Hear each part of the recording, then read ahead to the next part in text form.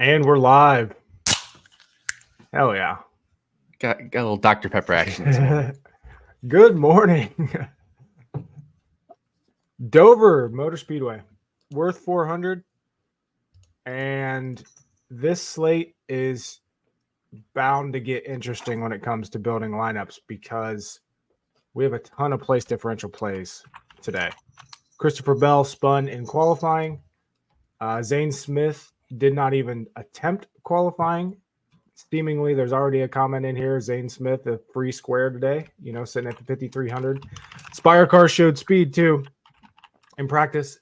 We got Kyle Larson starting 21st, Ross Chastain starting 22nd. Both these guys have shown that they can win at or have the potential and speed to win at Dover before. Bell starting 33rd. Chase Elliott, who's a top 5 machine at Dover, starting 29th.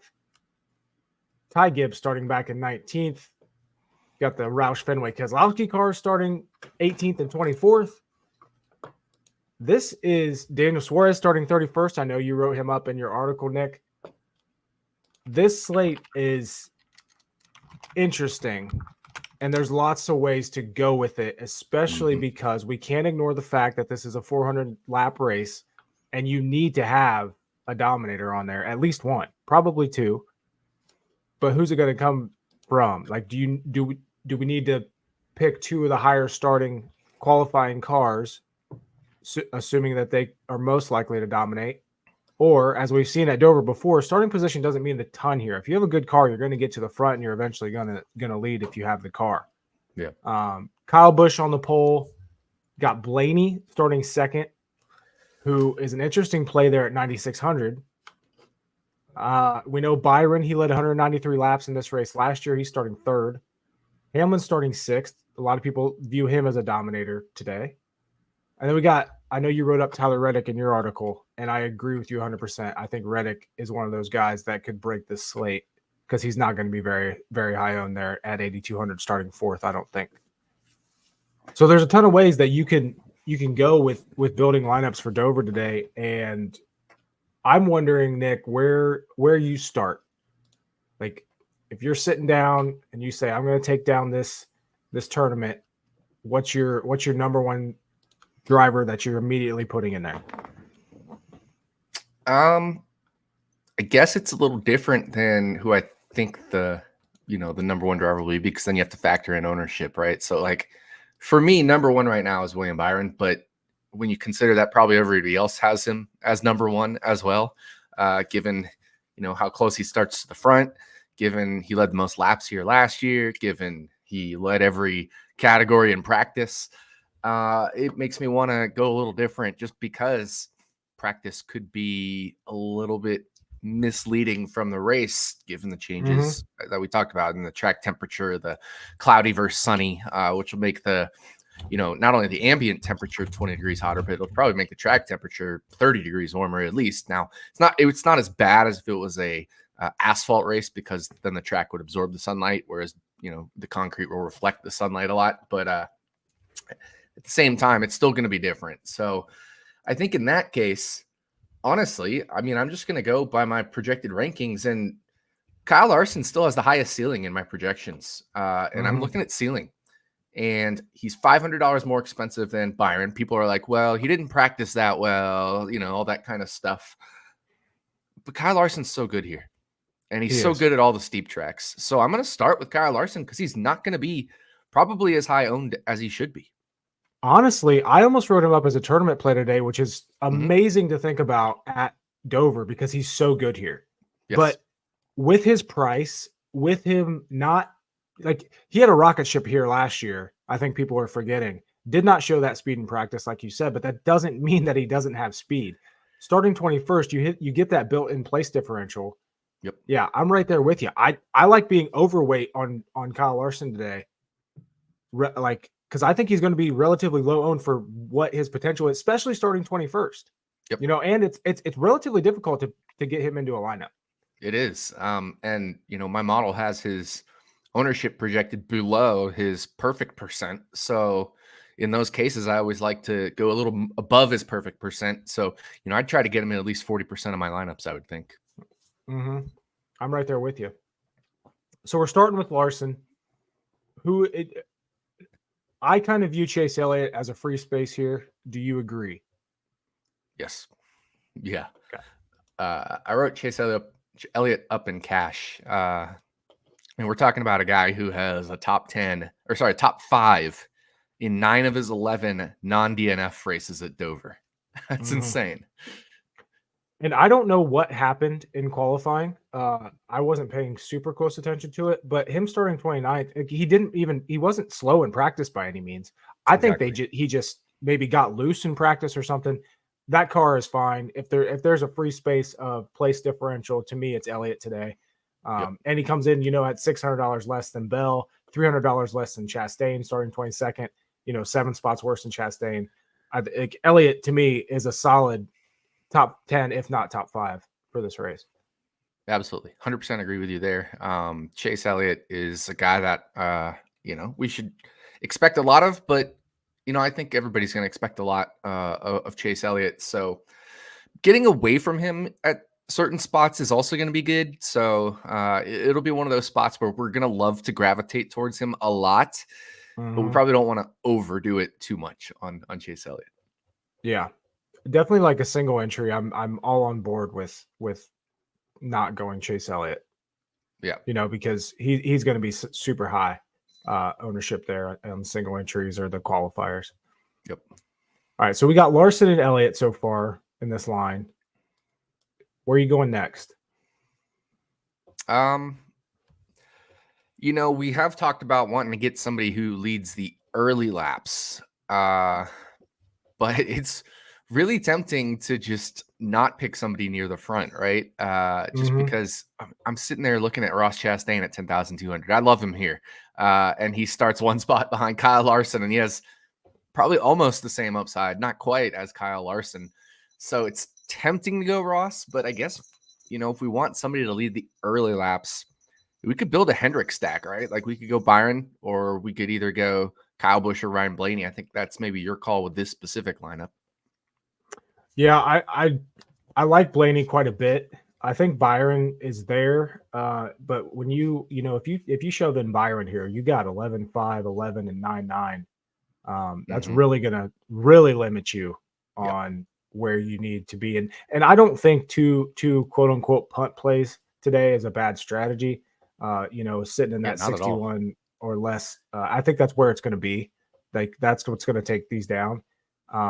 But there is room to go. If we do go Byron, you could go Zane Smith, Corey Heim, and Ricky Stenhouse Jr., who was my Paul Menard pick of the week, or Ryan Preece, or Jimmy Johnson, or John Hunter Nemechek, and feel pretty good about that lineup, right? So it certainly is possible, but you're right, it does limit you to 3 options under 6,500 if you go Larson, Elliott, Byron for starting. Yeah, and I honestly don't hate this lineup at all. Right. I love that lineup, honestly. Yeah, you have the place differential and potential Dominator plays in Larson and Elliott. You got the Dominator playing Byron. Stenhouse, he's finished top 5 here at Dover before. Really good at steep tracks. The biggest question marks are going to be Zane Smith, who cannot score negative points on this slate. And then Corey Heim, who's in that Legacy Motor Club car.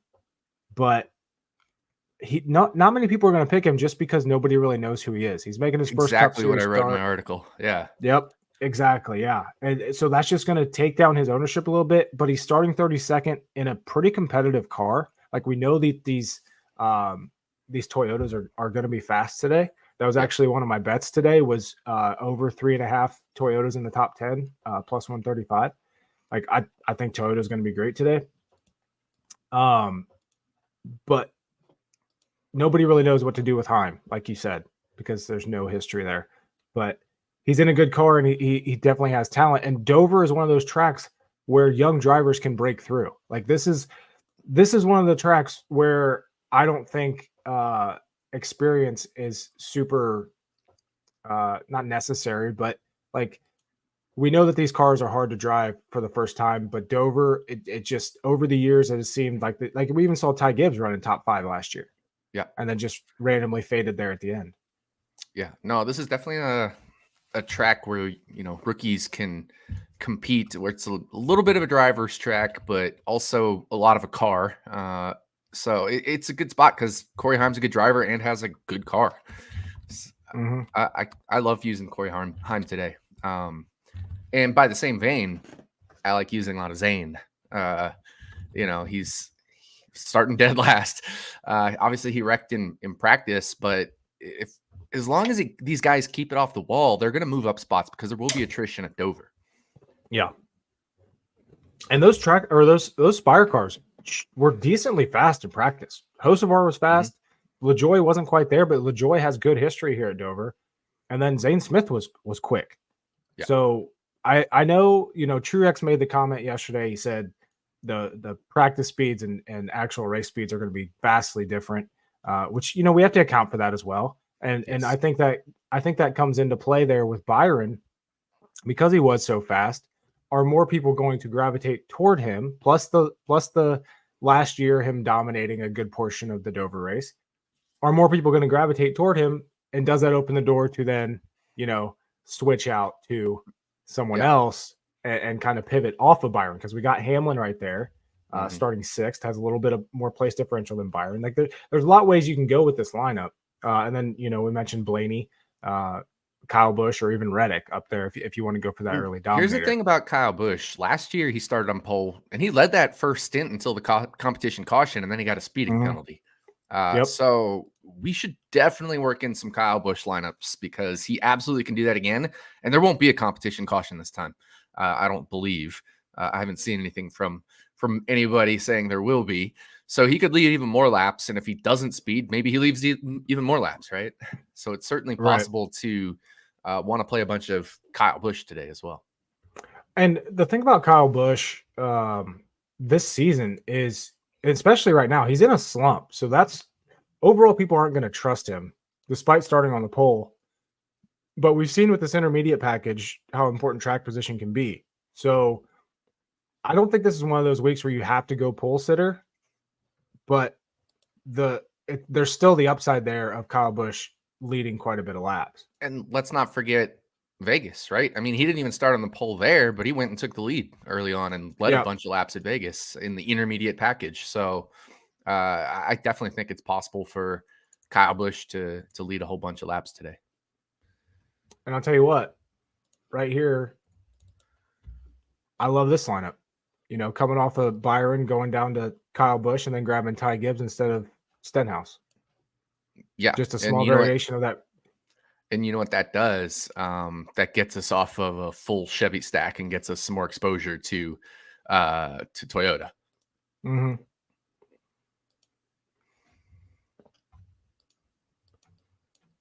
One guy, and just looking at this lineup and the potential there. Another guy that was really popping in my projections is Brad Keselowski, and I think it's partially because he starts 24th. Those Roush Fenway cars are pretty good on steep tracks. He's a little underpriced this week. I would put him in Chase Elliott category of being a little underpriced. I was surprised that Chase came in at 9,900. I think Kez is going to be a cap saver there, but there's a potential there that he goes over-owned this today just because of that and how these lineups fit in, with the salaries. Yeah.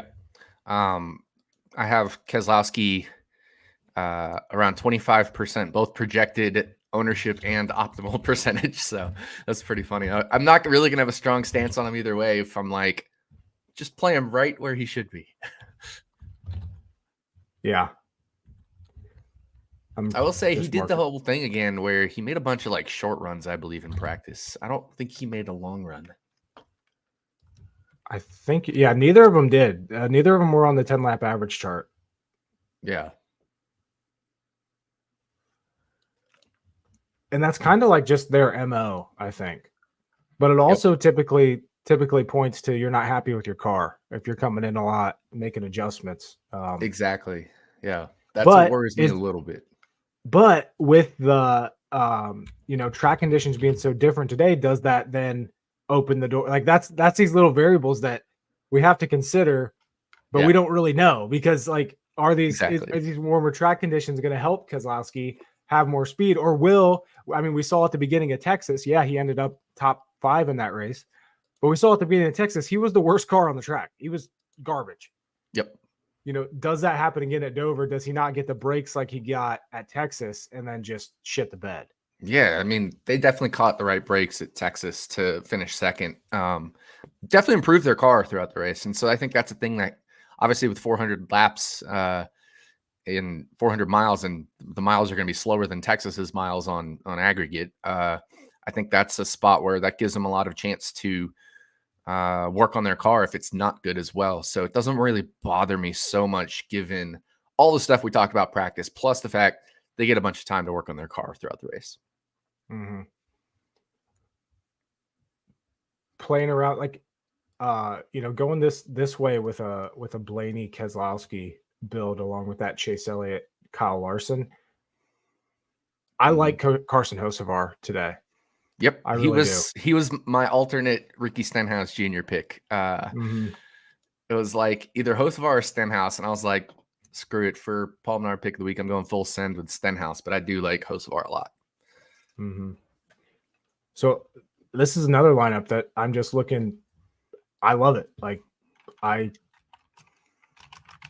you get the Larson, you get the Elliott. Blaney can lead early. Keselowski, you really just need a top 10 out of him, which is certainly possible. Top 12. Zane Smith, just don't wreck like he has been, and then Hocevar, do your sleeper thing and come away with a good finish. Another lineup here that is solid. I will note, do you think one guy that we haven't really touched on yet, that I know you and I are both, so we talk about this frequently on Stacking Dennys where we kind of hedge against ourselves. So my biggest bet of the weekend is Christopher Bell top 10. Mm-hmm. That makes me want to go underweight on him in DFS. Yep. So if he does finish thinking about 10, that last night when I made the bet as well. Yeah. I was like, man, this is a perfect underweight DFS spot. But and that's the thing, we can hit both. Like he could finish 7th or 8th, but because he's so expensive, and because this is Dover where there's 400 laps, there's gonna be a lot of Dominator points, and so those expensive guys will probably gobble up those Dominator points, rendering another expensive driver like Christopher Bell irrelevant, even if he finishes 6th or 7th or something like that. And that's the thing. I think Christopher Bell is a very safe place differential play. I think he's going to be solid. He's finished 6th and 4th here in the 2 next gen races, but I don't see him dominating this race. Right. And typically Christopher Bell doesn't. He's not really a big dominator outside of the short flats. Yeah. So I bet him 25 to 1 to win, only because that was just an overreaction to him starting 33rd. Yeah. I definitely think he's better than 25 to 1 win, but I don't really think he's going to dominate the bunch of the race. But if he does, hey, that's why I got the win ticket. But the way I would use Christopher Bell almost is if you think like Tyler Reddick is going to dominate the race, what that does is that opens up the top of the board to be value for the place differential guys at the expensive range. So I actually think there's positive correlation between Tyler Reddick dominating and Christopher Bell ending up in the optimal lineup. I'm right there with you, 100%. That's what needs to happen with this slate for, I think especially for Bell. I think Elliott's cheap enough that you can easily fit him in. There's the comment right there too. Yep, exactly. Yeah, we're all on the same page there. Yeah. So let's do a Bell build here, and let's throw Reddick in there and start with those two. Yeah, or Kyle Busch as well. Kyle Busch is as a cheaper dominator instead of Reddick. Both of those work, but I particularly like Reddick. I'm super high on Reddick. 8,200 is just way too cheap for him. I don't care if he starts 4th. Yeah, that's another one that's I feel like DraftKings just underpriced several very good drivers today. I mean, how often are we seeing Chase Elliott 1,600 below the leader in the pricing range at Dover? Again, what is it? 9 top 5s and 11 non-DNF starts, and then the other 2 are 11s and 12s. Chase Elliott is stupid good here. Yes. All right, so we got Bell and Kyle Busch here to start this lineup. Gives us 76.25 for the remaining 4 on average. Do you go in? How much do you like Ty Gibbs today? Do we want to target this mid-8 range and lower a little bit? I don't like Ty Gibbs as much as my model does. My model loves Ty Gibbs. But me personally, I'm just kind of like, he's Ty Gibbs. He'll be fine. But I don't, I'm not like he's going to be amazing or he's going to be terrible. But given that he's only 8,500 and starts 19th, he's certainly in play for DFS. Yeah. I'm going to throw him on here and just see what a lineup looks like with it. Stupid high on him. Like it has him as the 5th most likely to win. Oh, wow. Yeah. It's stupid high on Ty Gibbs. And I haven't bet it, but like, what are his outright odds? Because, I want to say you can get him based off what my model is. Yeah, just based off what my model's saying, like, yeah, you can get him 18 at DraftKings. I might have to, but I don't want to. One of those things. But it's like Larson is the nominal favorite in my model. But right behind him, it's like a logjam for the top 4 are Byron, Truex, and Denny. And I think those top 4 make a lot of sense. But then Gibbs is 5th. But it is a drop down. Like it's a big tier drop down from those 4 to Gibbs in 5th in my model. Yeah, I'm not. Honestly, I was a little surprised that Larson still opened up at 4-1 at most books as the favorite. Obviously, I think he still should be the favorite, but I was just kind of surprised that he didn't lengthen a little bit. If he would have had that same type of speed as we saw last season, would he have been at like plus 250 today? Like, yeah. I was a little surprised that Larson wasn't a little bit longer. But I'm right there with you. I got Hamlin, Byron, Truex, Larson there, and then I got Blaney as well, and then Chastain before. I do have Ty Gibbs inside the top 10 though. Mine is right after Gibbs. It's Blaney and Ross. So right there with you. Other than Gibbs kind of interloping based off my model, but it is what it is. Yep. You mentioned. What do you think about John Hunter Nemechek today? He's actually in my optimal projected lineup. He'll be fine. I don't really, have any strong feelings for him, right. But he'll be fine. Anybody back there that's in that price range, that's starting in the 30s, in decent enough equipment, is a fine play in DFS today. If we look though, so I have my driver quality. I think I need to rename it to driver, I call it my track quality metric for each driver. And that's like, how much better is he at this track than his average track? John Hunter Nemechek comes in only 27th in this metric. So not exactly a ringing endorsement there for JHN, but we have Zane, who's 5th in that metric, starting back there. So it's one of those things where if I'm going to pick guys back there, I'm probably leaning Heim and Zane, but I certainly would want some John Hunter Nemechek exposure as well. What do you think about this lineup right here? Bell, Busch, Gibbs, Zane Smith. Yeah, no, that's a solid lineup. And Stenhouse is definitely the aggressive play, as I'm talking about in that range. You could drop down to Hocevar if you wanted to move up from Gibbs to somebody, that kind of thing. But there's definitely options, but I like that lineup. Mm-hmm. Also, like I said, I'm pretty high on Kez today. You could drop off of Gibbs down to Kez, gives you some room to play with there. Actually could get you up to Josh Berry starting 12th, who I think is an even more aggressive tournament play today. That is a very aggressive tournament play, but it is it is one that you definitely want to have a Josh Berry in.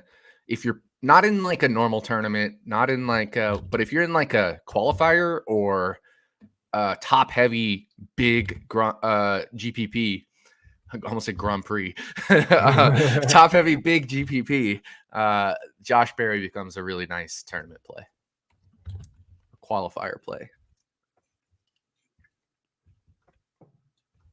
I'm yeah, I have something stuck in my head, and Barry's going to be super low owned. Yeah.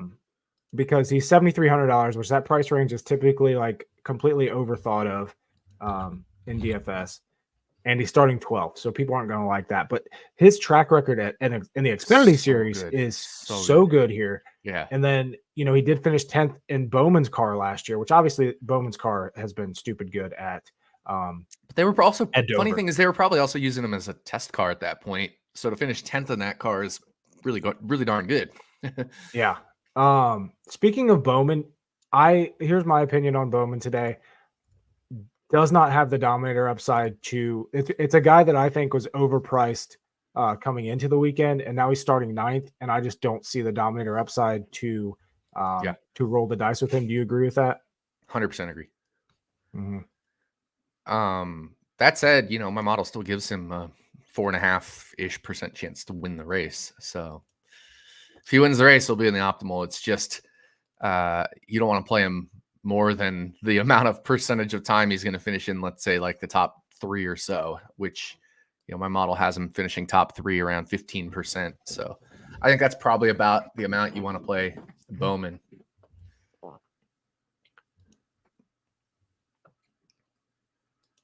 If you had your pick,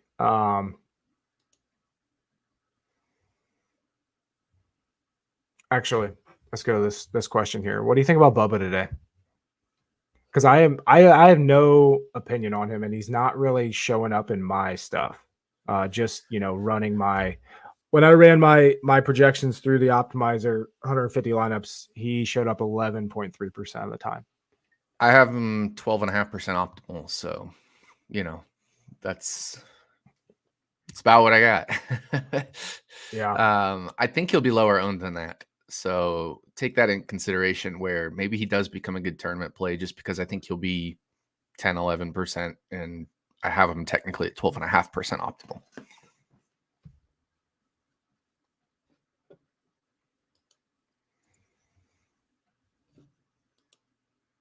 Obviously, you like Suarez.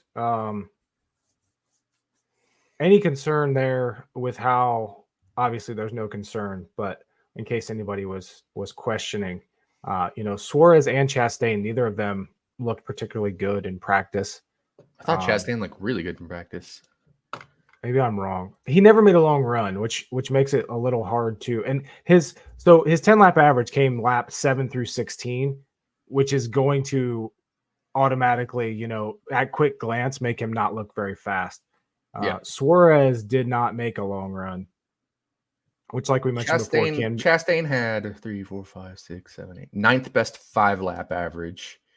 And then you mentioned his 10-lap stuff, which is kind of going to be a little bit of a caveat. But if we look at like overall practice lap times, he was 7th.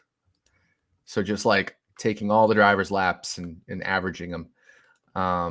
And he, let's see, was 7th in single lap, and he ran 20 laps, which is right around where everybody else ran. So it's not like he did it because he had fewer laps that he had a really good time. So, I thought, and Chastain's also a guy that he doesn't typically practice in the top 1, 2, or 3, even when he has like some of the best cars in the races. So I actually thought Chastain looked pretty good.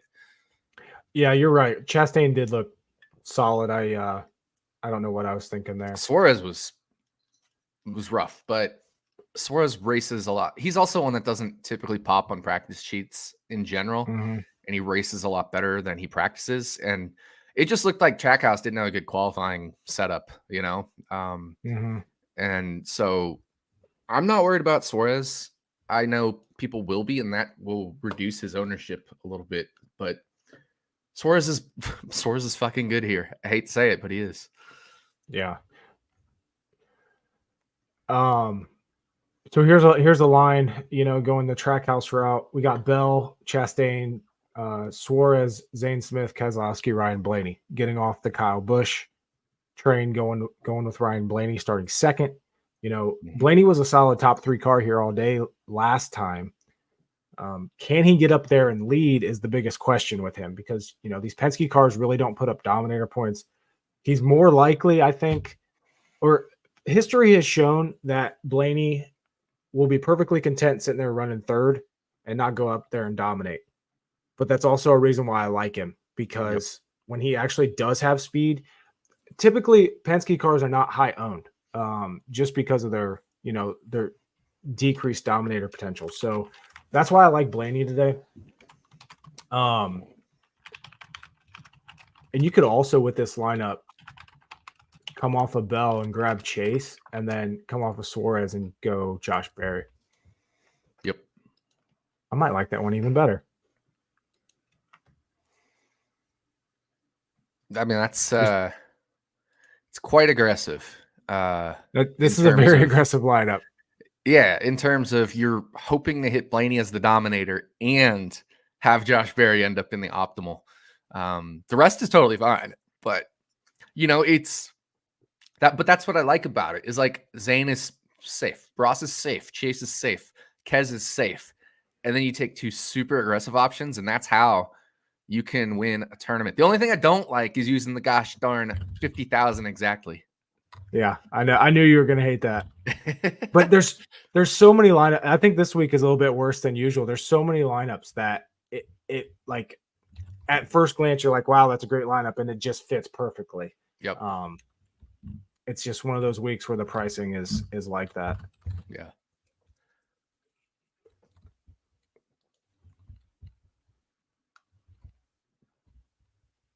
I see that lineup as very likely to be duplicated. Mm-hmm. What about coming off of Kez and grabbing a Bubba? That's crazy aggressive, but hey, it's possible. You know me and aggression. Oh, I know. I don't shy away from aggression myself. I'm just saying it's definitely wildly aggressive. And if you want to get ridiculously aggressive, instead of coming off Kez, come off Zane Smith and go to Daniel Hemrick. No, I'm just kidding. I'm actually kidding. God. please do not pick Daniel Hemrick today. I don't know where he pulled off this 14% or 14th qualifying effort, but yeah, that's another thing with all of these place differential plays. The higher qualifiers are inherently going to go back, because like these guys like Hemrick starting up there, Cindric qualified 11th. Even these like, kind of back markers that qualified in the mid 20s, Christopher Bell is going to get ahead of them. Chase Elliott's going to get ahead of them. Like, these guys are just naturally going to lose positions based on the better guys starting, with so many guys starting in the back. So that's one thing. Like, there are these options. We talked about Stenhouse up there. He's also really good here. But Austin Dillon starting 23rd, I have no interest in, because he's probably a 28th place car, and he starts 23rd because there were so many issues in qualifying and practice. And maybe he got a little bit of a good lap, but I have no interest in playing him. Right, exactly. You know who I do have interest in is Ryan Preece. Interesting. All his teammates look really good here, and he hasn't been terrible here himself, and he kind of pops in my model. Stewart-Haas does have decent speed here this weekend. So let's is this the week to use Kyle Busch and one and done? Should get some stage points too. I actually like that. I feel like this is a solid week to use him.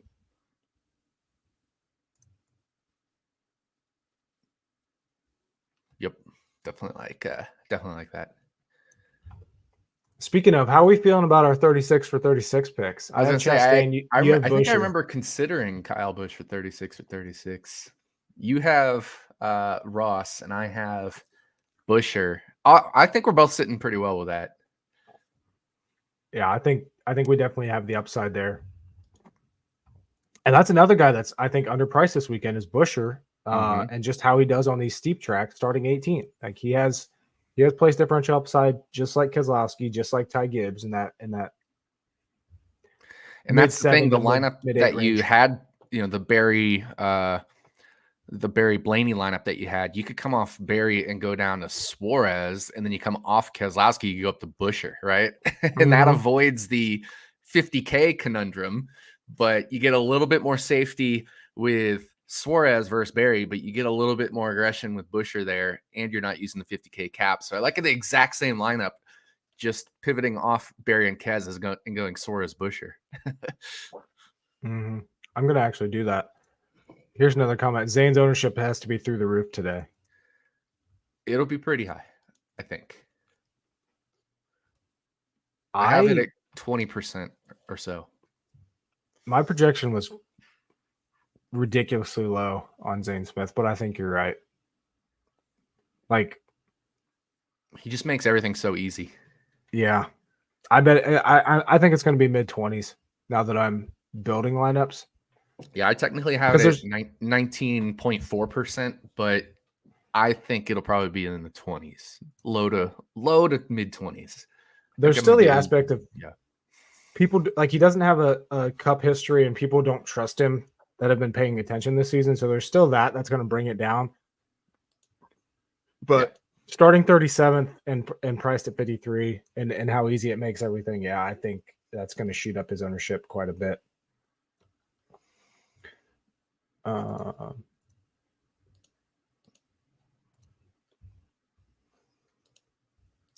You could also fit in Reddick in that previous lineup, coming off of Barry going to Suarez. Mm-hmm.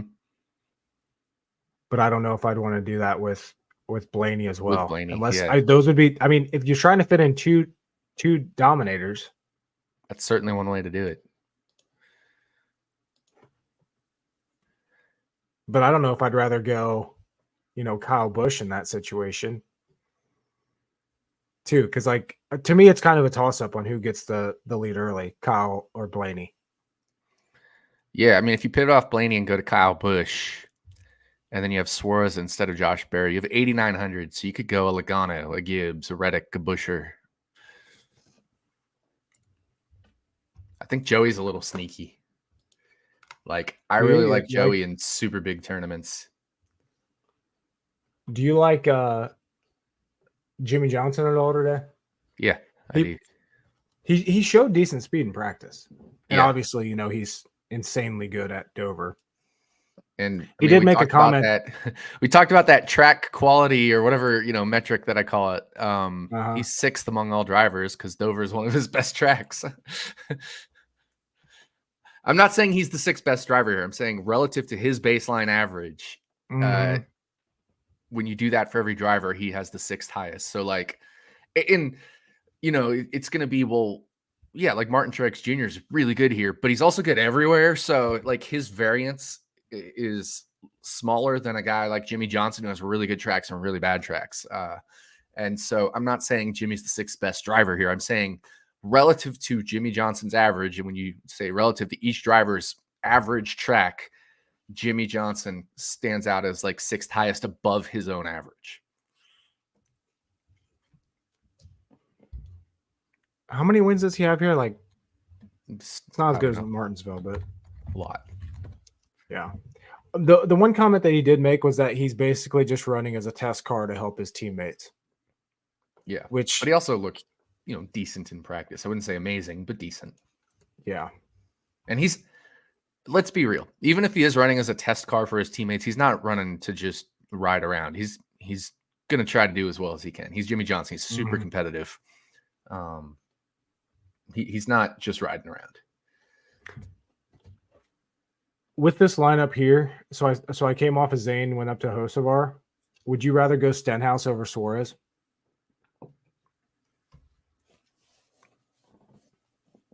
I like Stenhouse more than Suarez, maybe as a tournament play, like a really big GPP or like a qualifier type play. Yeah. For some reason, I don't know. Suarez I don't trust him.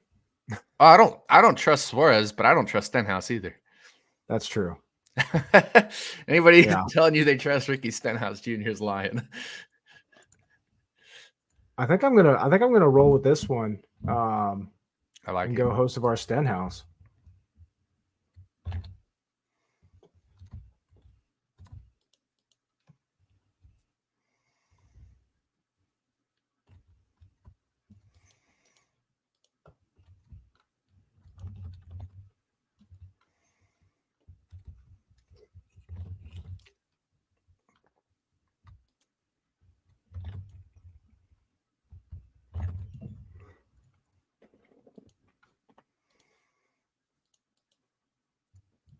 How about Larson? Yeah, we talked about Larson quite a bit earlier. We actually think he's going to be kind of a tournament play today, just because of his price and his upside. But he's so good at Bristol or at Dover. His price just makes it hard to put him in a lineup, but that's a good thing for people that know how to build lineups and can kind of move things around. So Larson definitely a good play.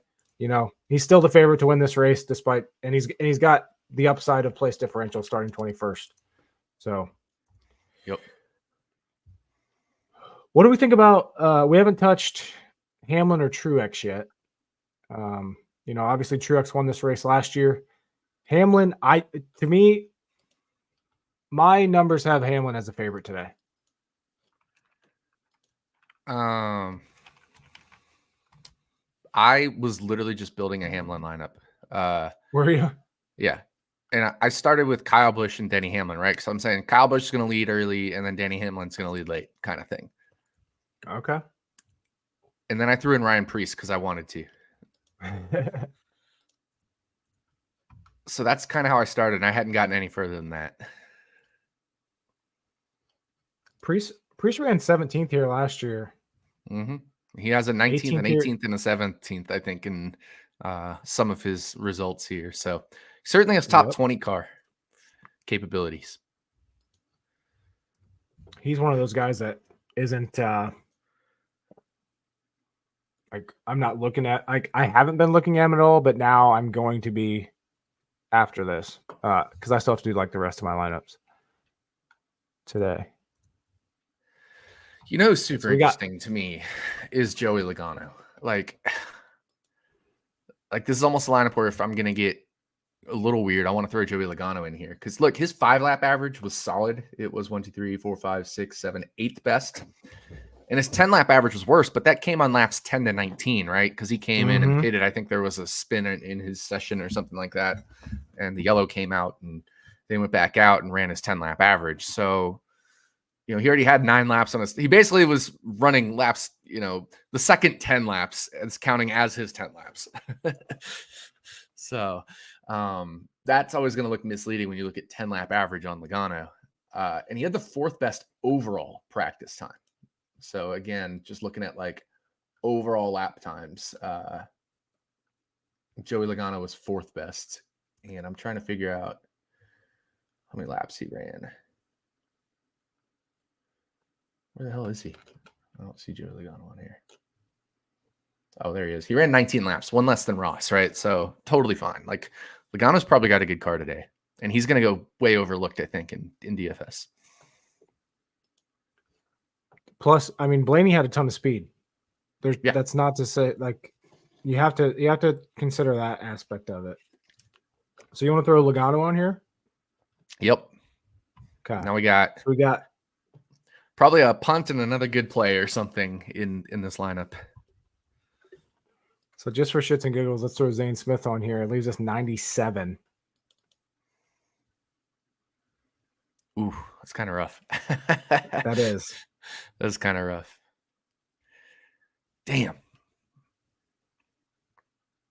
I was hoping we could get a higher guy than that, but we can't. Yeah, maybe Logano isn't the right one for this particular lineup, but I do want to work in a Joey Logano lineup.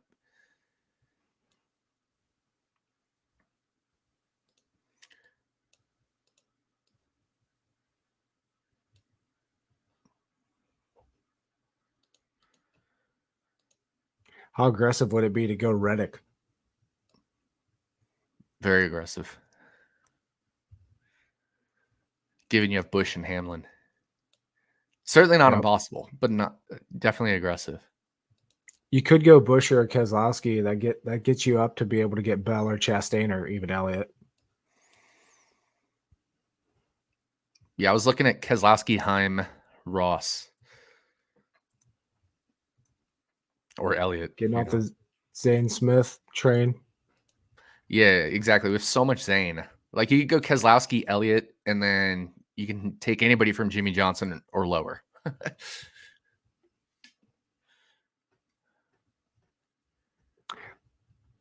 Yeah, it depends where you want to go with the, do you want to go pure place differential with Elliott and Bell or Bell? or Bell in this one, or Chastain there, who I think has the highest potential to dominate between those three. I agree. Like to me, I think Bell and Elliott can pull off the top 5 finish, but I don't see them challenging for the win. Whereas Chastain has been so good here with this next gen car. Yeah, that's why I like Keslowski, Chastain, Heim to kind of round that one out. So I think that's a good lineup. And if you wanted to go the full 50,000, you could go up to Stenhouse over Priest. But I like the upside with Priest. I really do. And you know how much I hate Ryan Priest. Yes, I do know how much you hate Ryan Priest. Yeah,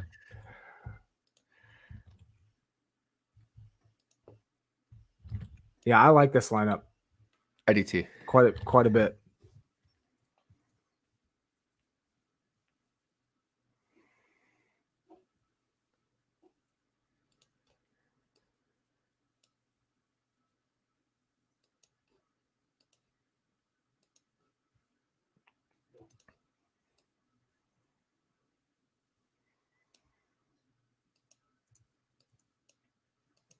Usually rainouts in qualifying goes by point. Qualifying didn't get rained out. Like they ran qualifying yesterday. Yeah, I'm not. So that's how Kyle Busch is on the pole, because he was the fastest in qualifying. Yeah.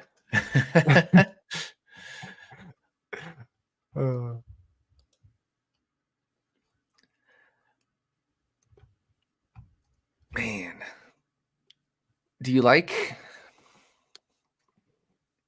at all, anybody like a LaJoy or a Todd Gilliland or a Haley Hemrick Burton Gralla? Like aside from Zane, like anybody below Heim is pretty tough. My projections do not like Corey LaJoy, but I like Corey LaJoy. Let me see what my projections say. Yeah, mine says 7.8% optimal. Like I'm looking at, if I look below Corey Heim, well, that is annoying. But everybody below Austin Cindric is less than 15% optimal. But yeah, I like Zane is my favorite of those. But like I could see a Justin Haley, kind of being sneaky optimal or something. Justin Haley is popping quite a bit in my projections. A lot more than LaJoy is.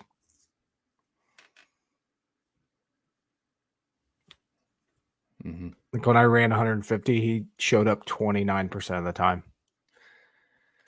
Because I'm looking at this lineup here that I just built. So it's Hamlin, Larson, Reddick,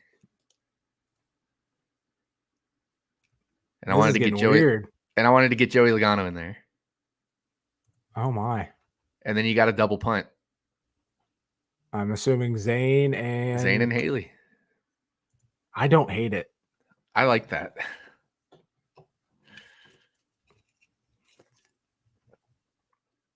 I would almost rather go down to Gibbs though. I started that with Gibbs, but I think that's what everybody would rather do, right? Yeah. Everybody would rather go to Gibbs than Logano, so you can get off of Haley and go up to. But that's the thing; you only can get up to like Austin Cindric. Yeah, you could get LaJoy if you didn't trust Haley. But Haley has been solid at Dover. Yeah. 11th in 2022, 23rd last year. College cars, but Justin Haley's 10th in my driver quality metric at Dover. Corey LaJoy is 16th. Haley was just so bad in practice. Like that car did not have any speed. Yep. But so was LaJoy. I mean, LaJoy was slower. Dead last. Yeah. Let's look at lap averages between these guys. LaJoy was behind Haley in lap average as well. right? So I think people are going to want to pivot off Gibbs from Logano. If in this type of a start, like if you have Larson, Hamlin, Reddick, they'll want to pivot off Logano and go to Gibbs so they can get something better than Haley. But you're not getting much better than Haley in that price range. Unless you think Austin Cindric's going to pull off the top 10.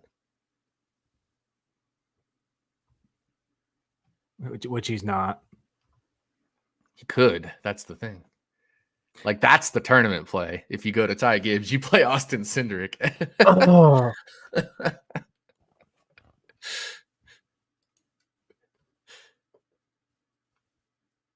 Throw that in the $1,500 contest.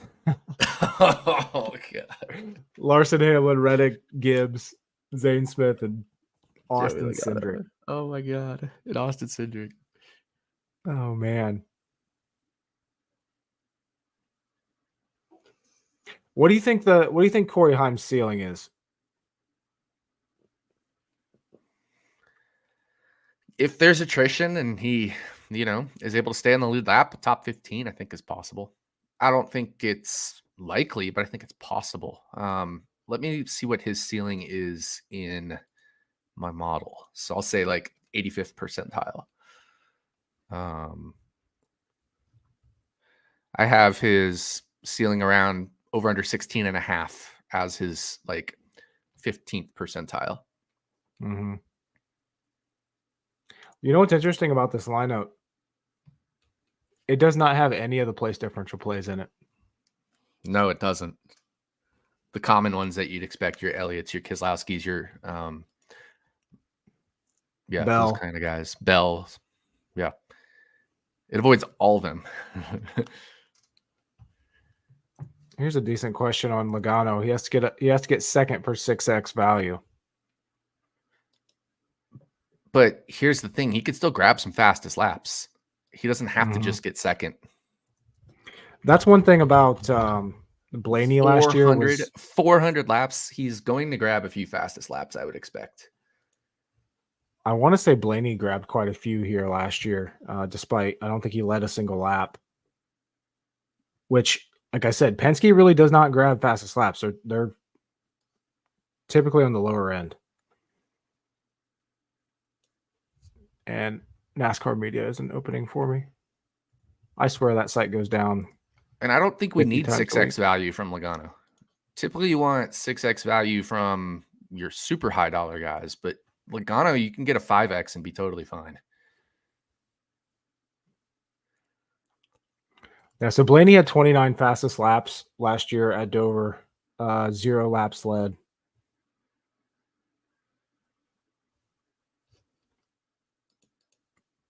Denny Hamlin had 27. I'm just looking at the guys that had more fastest laps than laps led. Hamlin had 27 fastest laps, only 4 laps led.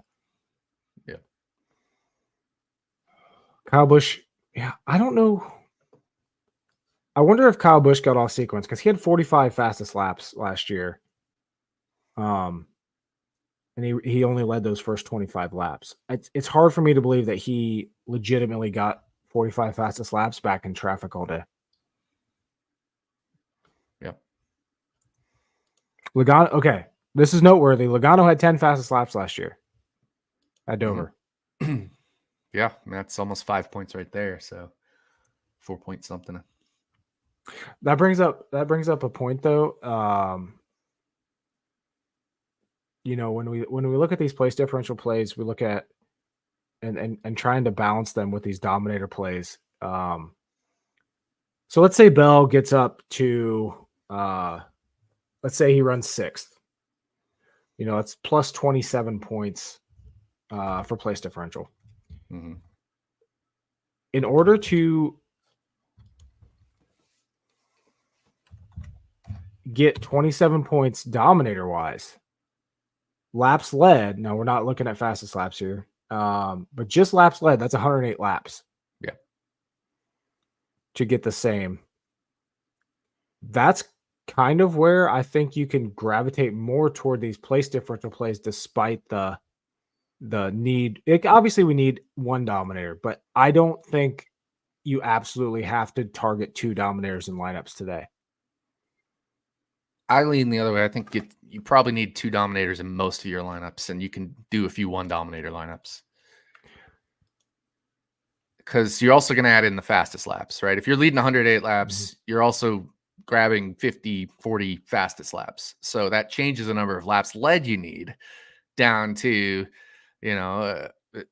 20. No, like if you're picking up 20 fastest lap points, all of a sudden you need 80 less laps led.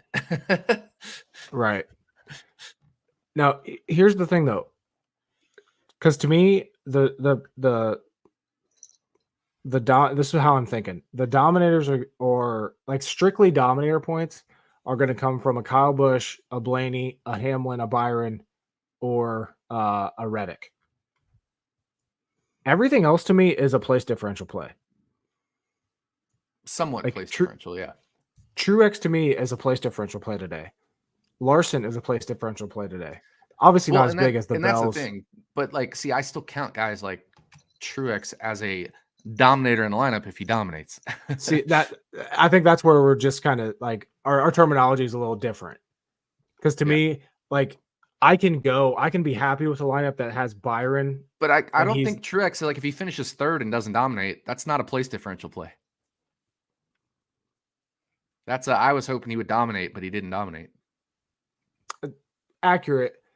But I'm just like when building the lineup and looking at the starting lineup, to me, a lot of people think of a dominator as a high qualifier. And this week, that's just not the case. I guess that's the point I'm trying to make.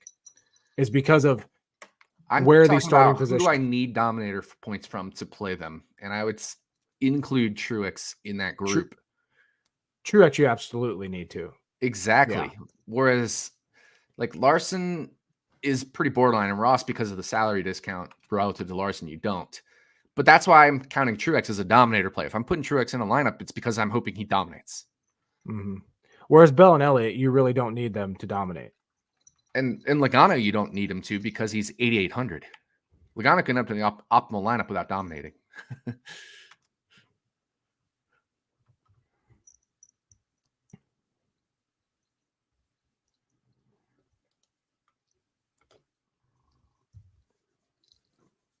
Who do you think Bowman's a borderline dominator play in that unless he finishes second or third, then he has to win. But if he wins, then he almost typically counts as a dominator. Usually if you win, you're leading a part of that race. So like Bowman's a borderline dominator play as well if you're using him in lineups. And we're not really using any Briscoe or McDowell, but you don't necessarily need them to dominate to be in the optimal. You just need them to finish ahead of where they start, basically. Who do we think wins? I have no idea.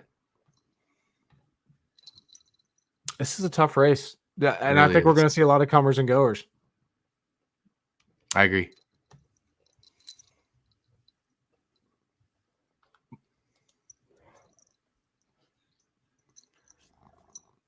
Who would I like to win? I'd like to see. I kind of want to see. Give me like a Ty Gibbs win today. I think that'd be cool. My wallet wants Tyler Reddick to win. What about Bell? I don't have as much on Bell to win as I have on Reddick to win. Plus, I have Reddick top Toyota. Mm-hmm. Bell said, okay. So speaking of that, Bell, like obviously you bet Bell to win 25-1. You and I are both on Bell top 10 plus 160. Bell's sitting out there at 10-1 as the top Toyota.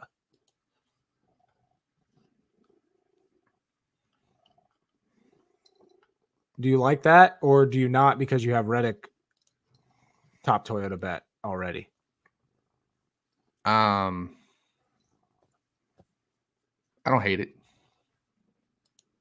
If he's for example, if Bell, like you were saying, he's 30-1 at BetMGM right now to win. 30-1, that's pretty crazy. And if you think Toyota's and Chevy are likely the two co-dominant manufacturers, taking up around 80% of the win probability, something like that, then you can just kind of do the math on that. Let me do the math on that.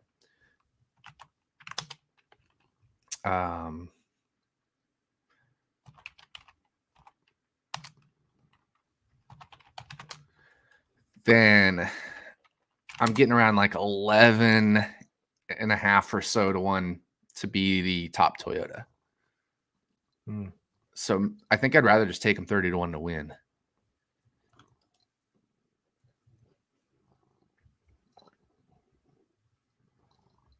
Here's an interesting question. For cash games, are you okay not playing anyone in the top 15? I want a Dominator. I assume you're talking about an Elliott, Ross, Larson lineup. Or even, I mean, if you start with Bell, Chastain, Elliott. Well, so I'm saying Larson, Chastain, Elliott, Bell, not all of them, but 3 of the 4. Mm-hmm. I assume that's the lineup they're talking about, but where are your Dominator points going to come from? Especially if you're removing Larson or Chastain, one of those 2. You're going to need Dominator points, even in cash games, right? Like you got to, because people will be on Denny Hamlin, people will be on Martin Truex Jr., people will be on Blaney, Kyle Busch, William Byron, Tyler Reddick in some cash game lineups. I'm not necessarily saying they should be, but there will be people on those. And I do think Byron's going to be a popular one. Kyle Busch will be a popular one. Denny Hamlin will be a popular one in cash games. And you'll see some Truex as well. So I think you're going to want to find some Dominator points, some more, I wouldn't say guaranteed, but more likely Dominator points. The problem is picking this specific Dominator is going to be so tough. Yeah. Yeah. Because you could go, like, if you're going that way, you can go Reddick and then go Zane Smith and Corey Heim to finish out a lineup. But yep. I can't say that I'm confident in that line right there. Yeah, Reddick doesn't feel like a cash game. Reddick doesn't feel like a cash game play. He's definitely more of a tournament play. So yeah, I feel like you can't go all 3. You can't go Bell, Chastain, Elliott in the same lineup. Right, I agree with that. I mean, you can, but for cash games and safety, I don't think you can. I agree with that. But it's hard to even go Bell and Elliott in cash games. Because then if you go Zane Smith and Corey Heim, you still don't get a good, confident feeling about grabbing a Dominator in there. Like, let's say you go William Byron, you're left with 7,500. What if you do something like that? Yeah, but again, are we confident Hamlin's going to dominate? That's the thing. Like, yeah, I feel more confident in Byron dominating than Hamlin dominating, but not a lot. But Hamlin makes the lineup a little easier because then you don't have to, you can go up to 7,700 and get Keslowski, which is fine. But I would trade Hamlin Keslowski for, I would trade Hamlin Keselowski for William Byron, anybody 7,500 or below, if I knew William Byron was going to dominate. Mm-hmm. And certainly, to me, it seems more likely Byron dominates than Hamlin. Especially in the first stage. Yeah. I think Byron sitting out there at 4-1 to win the first stage. I actually don't hate that.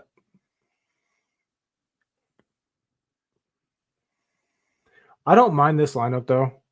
Byron, Elliott, Chastain, Kez, Zane Smith, Corey Heim.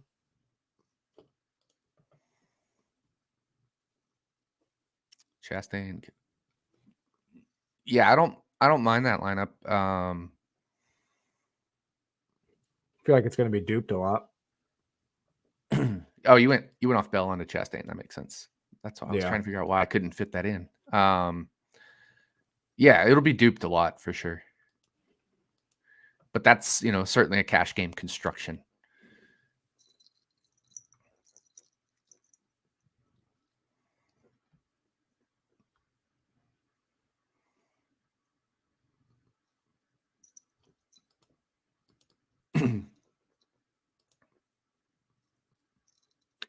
I'm looking up so we got a comment about the tire compound. I'm pretty sure that this is the same tire as last year. Yeah, I think this is the same tire as last year. That's what they were saying on TV and everything too. Yeah, I'm looking at notes. And we didn't have the cording. We didn't have the cording issues last year much. I think there was one or two drivers that had some issues with, like Joey Logano. But by and large, there wasn't. Yeah, and I think it was last year the race was like practice yesterday, where it was 60 and cloudy. So that's why we saw a little bit of cording. But I think with it being 80 and sunny, I don't think we'll see much cording issues today. But this is the same tire compound as last year. Yeah, both left and right side tires, same compound and constructions as last season. This specific tire combination is unique to Dover.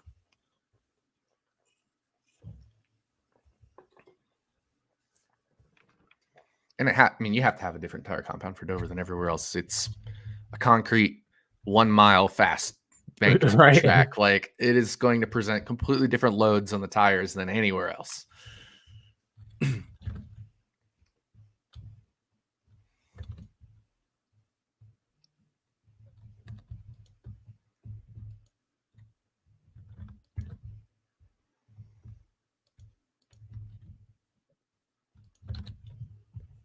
I feel like this is another one of those weeks like Vegas earlier this year where I'm going to have a ton of Zane Smith and absolutely regret my life once the race starts. Yep.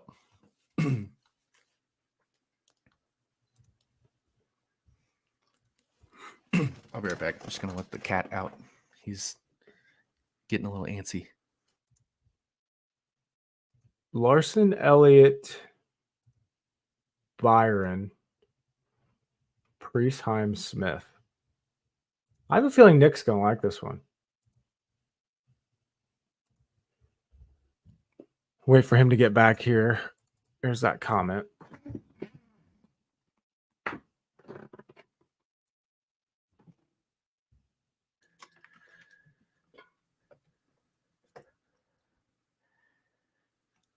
That's basically the first lineup we built was Larson, Elliott, Byron, Hyman, Smith. If I remember correctly, that was like the first lineup we built.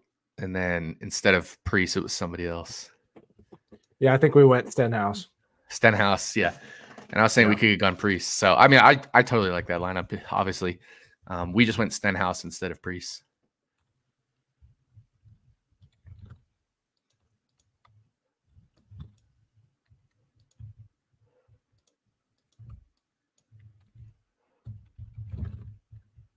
But you could go and you could go Stenhouse, you could go Priest, you could go Jimmy Johnson, you could go John Hunter Nemechek for that last spot. Carson Hocevar, I'd be fine with any of those, you know. So it's pick your poison on the 7 or the 6 to 6,500 range for that last spot.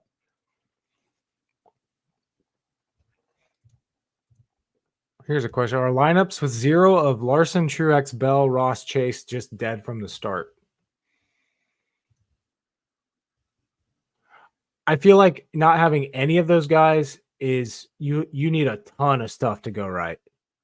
Didn't we build one of those though? Didn't we build like my Logano lineup or whatever? Yeah. I think it had Reddick, Hanlon, and Logano, and I don't remember who the other guy was, but I don't necessarily think they're dead from the start, but it's certainly far more likely that one of those guys ends up in the optimal lineup than not. I mean, if we look at my perfect percent, I have Larson, Truex. Let me just highlight these guys. Bell, where the hell are you? Bell, Ross, and Chase Elliott. Like, especially Christopher Bell, I don't think you need him. I actually have him perfect percent at 13.1% because of the way Dover works out with the expensive guys, needing to dominate. Mm-hmm. Everybody else of those listed here, I have them all above 20% perfect. So if I add them up, 21.3, 23.8.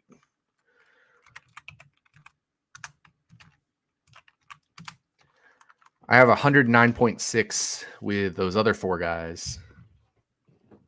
And then add in 13 for Bell. So they're not dead from the start. Especially throwing Bell into that group, because I don't think Bell is as likely to end up in the optimal as people think. That price now, that price is, I think he's a very good cash play, but in tournaments, Yes. I'm going to be underweight. 100%. 100% agree with that. Now, if he wins, he'll be happy, but he finishes like second and grabs some Dominator points from a DFS perspective. That'll be the frustrating thing. Yeah. He's another one of those guys, though, that just really doesn't collect Dominator points. No, not typically. So to me, Bell is purely place differential today. Yep. I don't see him winning this race, and I don't see him really putting up too many fastest laps. So in tournaments, I definitely like going Chastain over Bell, because I think Chastain has that upside. I totally agree. Definitely prefer Heim to Haley. Yeah, I mean, depending on the rest of the build, but I think Heim has quite a bit more upside than Haley does. Heim was also, 0.3 of a second, 2.5 of a second per lap, a quarter second per lap faster than Haley in 5-lap average. So that's already pulling out a second on Justin Haley in just 5 laps. Yeah, Haley, God, that car was such a shitbox in practice and qualifying. I still can't get over that. Yeah, Haley only ran 18 laps. Heim ran 21. But they had pretty similar overall lap times.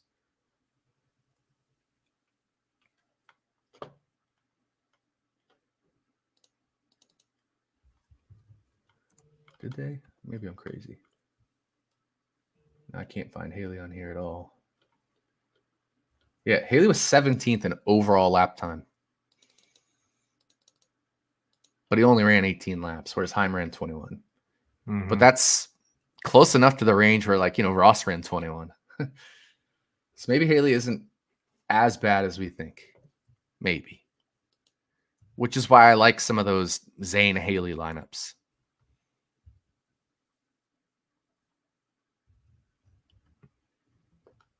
Yeah. And then you have the aspect of Haley being, pretty good at Dover and having good results. Mm-hmm. Yep. Like I said, Haley's popping in my projections today. I test and my brain, I don't like it, but he's showing up in my projections. So there's just that. I think even on the eye test, it's not bad if you look at the practice data. if you actually look at it. And obviously, him starting back in 36th is a big aspect of it. He finished 17th at Bristol. You want the stupid lineup? Larson, Byron, Hamlin, Haley, Heim, Smith. Oh my God. Oops. There's the stupid lineup. The punt and stars lineup.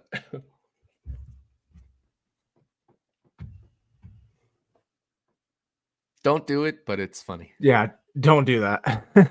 I mean, if you're gonna do it, you would go off Heim to, Hocevar, who has more upside, I think.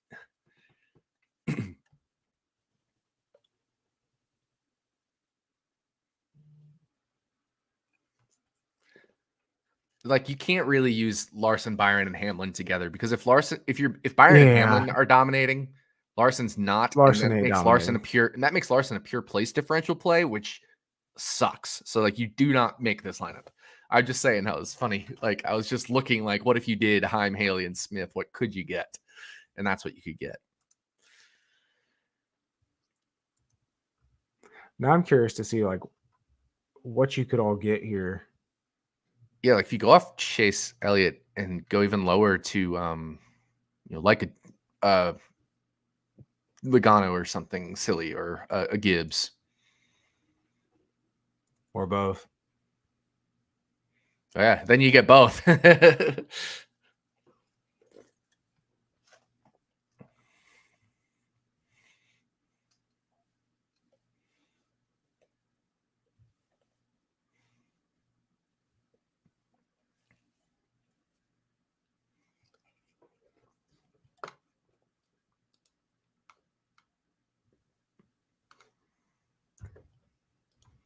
Any love for Truex for you today? Any love for Truex for me? I feel like he's a guy that we're not talking about at all.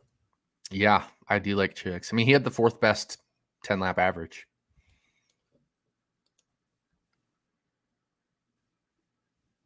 You know, those Toyotas were 2, 3, 4, 5 in 10-lap average. Mm-hmm. What do you think about this? Byron, Truex, Reddick, Logano, Zane Smith, Justin Haley.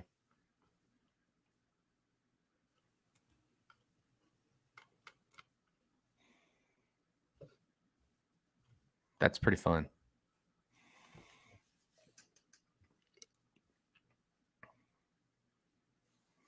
It's hard though without Larson and Ross and Chase Elliott, Christopher Bell that we talked about. Like I do think Truex has the upside to win this race, but I think I'd rather go Ross. No, Truex definitely has the upside to win this race.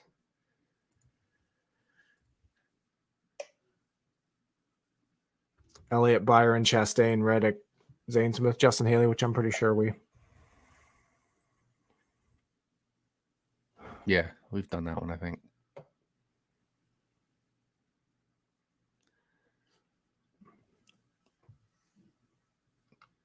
Man, Hosvar, this is wild, dude. Like the 10-lap is Byron and then 4 Toyotas, then Elliott, as we all expect. And then it's Hocevar, Barry, Zane Smith. Then Blaney, then Gregson, then Heim. And Priest. Yeah, after Larson. Yeah, Larson, then Priest, then Bowman, then Todd Gilliland. This whole weekend has just been. It's tough. Not as expected. Yeah. Like I came into this race weekend like really liked Chase Elliott, really like Alex Bowman, just Hendrick overall. Obviously, Gibbs Toyotas are going to be strong. And now I'm starting to question how much I like Kyle Larson. Chase Elliott has to come through the field, which he can do, but all of a sudden I'm a little less confident in Chase Elliott. Mm-hmm. Bowman, I think, is strong, but I'm not playing him in DFS. Chastain, I was hoping he would qualify better. I'd feel a little bit better about Chastain if he qualified better. This is just a very weird. It's a weird one. Yeah. Now, I will say Chastain's 10-lap average was from laps 7 to 16, like we talked about. So definitely bump him up in your 10-lap mental model. Yeah, I mean, that probably puts him inside that Blaney range, I would guess, at least. I think Chastain's got a really good card, honestly. I agree with you.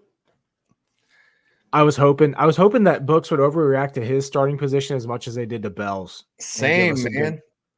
I was ready to fucking pounce on his top 10 and top 5 lines, but there's I don't remember what they are. I still think not enough for me to bet. Ross is 13-1 at DraftKings, I believe. Like that's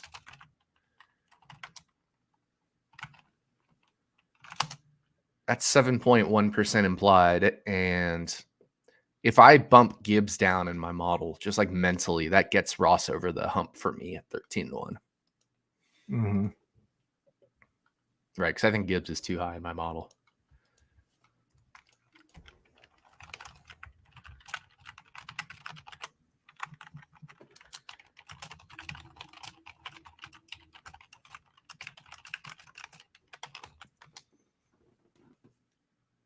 Oh shit, I just randomly landed on a lineup that I like quite a bit.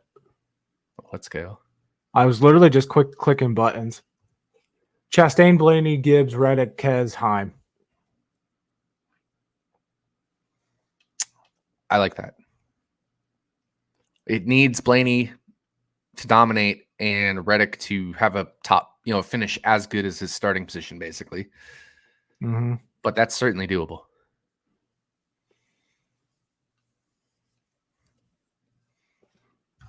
Get you off the Zane chalk. Mm-hmm. Gets Reddick on there, who's going to be low owned. Yep. Get you off the chase chalk, off the bell chalk. Yeah, I actually like this lineup quite a bit. Me too.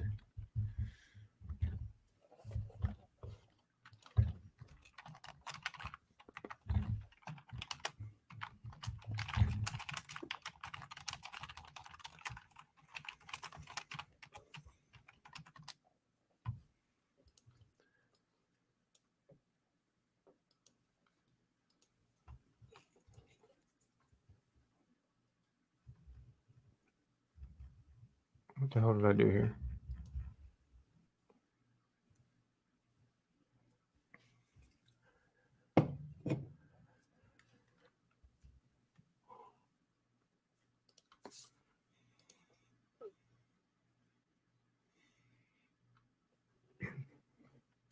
Let's see if there's any more questions, and I got to hop off of here.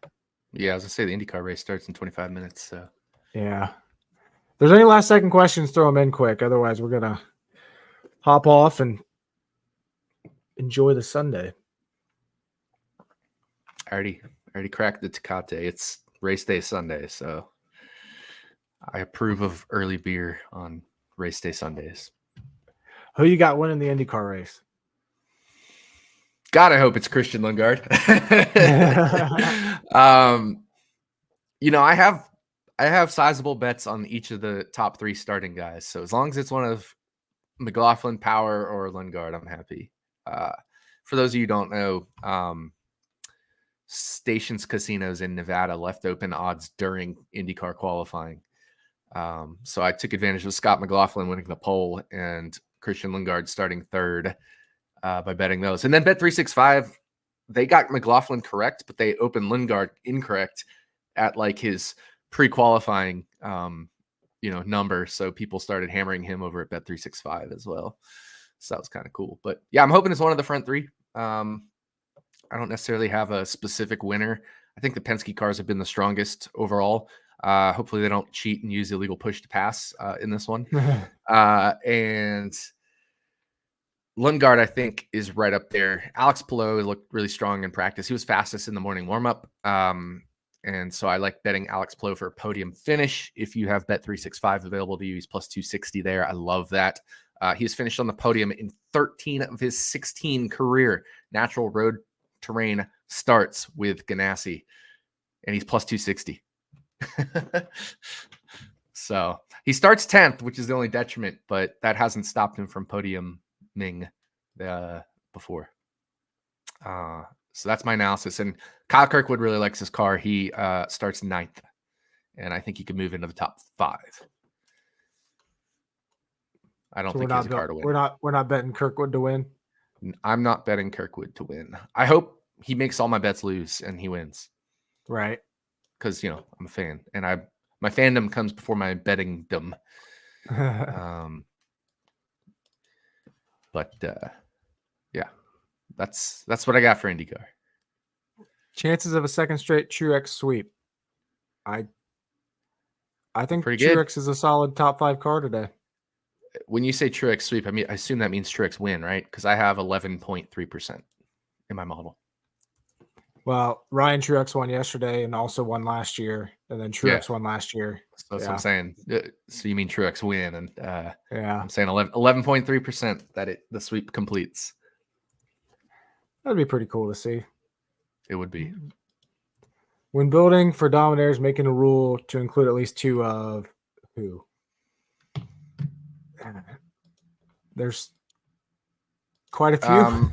We talked about that, I think, earlier, right? We said the guys starting 1 through 6, and then for me, Truex. And Larson almost, kind of a hybrid. Fringe. But yeah, if you're building a rule in Fantasy Labs, for example, in the optimizer, I would say you need to include those front 6 starting spots. At least 2 of them, plus Truex and Larson, right? Like I think we're going to have at least 2 of those in the optimal lineup a very vast majority of the time. I would say close to 100% of the time. Yeah. 2 of those 6 would be in the optimal. You could throw Ross in there, Maybe but then it'll do Chastain. I some. said maybe Chastain. But then it'll do something like, okay, well, I'll give you Chastain, Larson, and a bunch of place differential plays, and that's exactly what we don't want, right? Right. So that's why I was saying you don't necessarily need to throw Ross in there. Mm-hmm. Like, even if it went Larson, Truex, and a bunch of place differential plays, I wouldn't love that. No. So that's what I'm saying. Maybe just the front 6 plus Truex.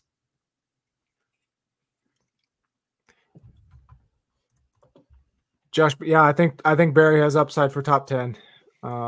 Me too. Let me look at what my model has for Josh Berry top 10. It has him at 31.2% for top 10. And really, I think it's probably closer to like 33%. So anything 2 to 1 or longer for a top 10 on Josh Berry, I think is pretty reasonable. I think he's plus 240. I mean, look, he's plus 220 at Caesars is what I'm seeing.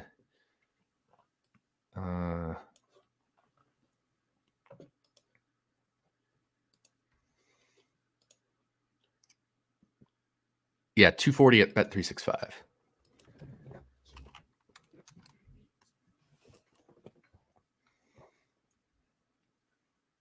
So it's plus 240 would definitely be value there.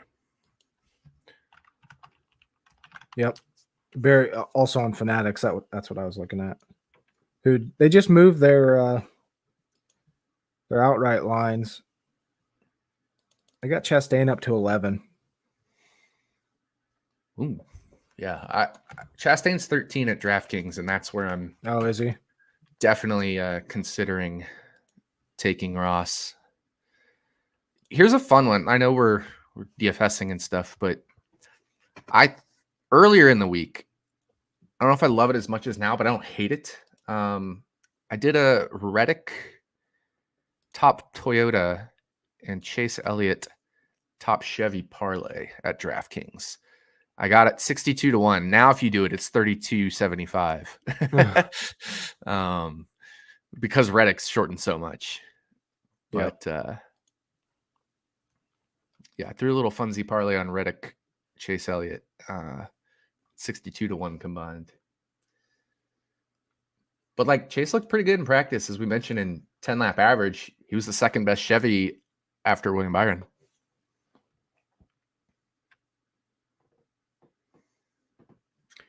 Yeah, I think Chase is going to have a great race today. Bet MGM finally opened up for me. And I'm not really seeing anything I like.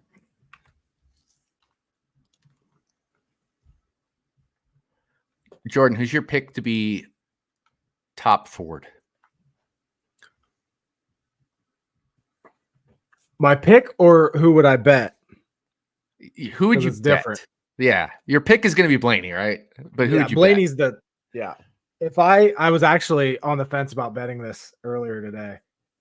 I could sprinkle in some Josh Berry 10 to 1. Yeah, I don't hate that at all.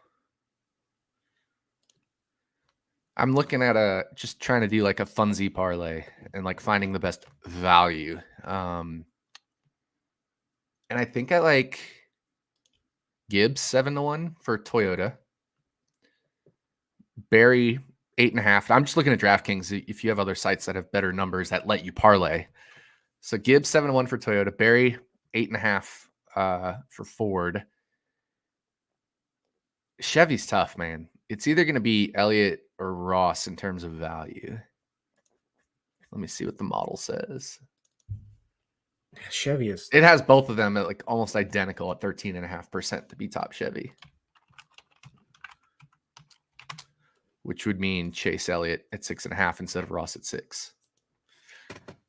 500 and I have to place this parlay now.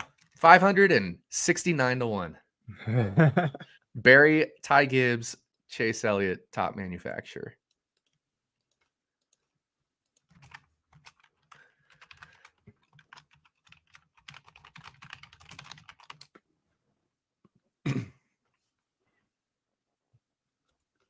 Yeah, man, this race is going to be interesting.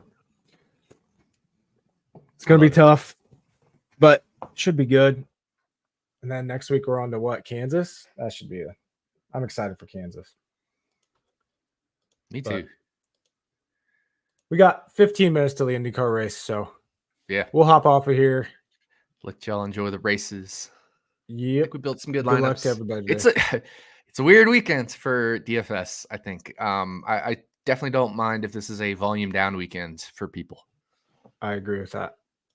So I am perfectly fine not putting in a ton of lineups today. Yeah. Moving on to the next and rolling with my bets. Yep. I like my bets. DFS is much more scary this week. Yep.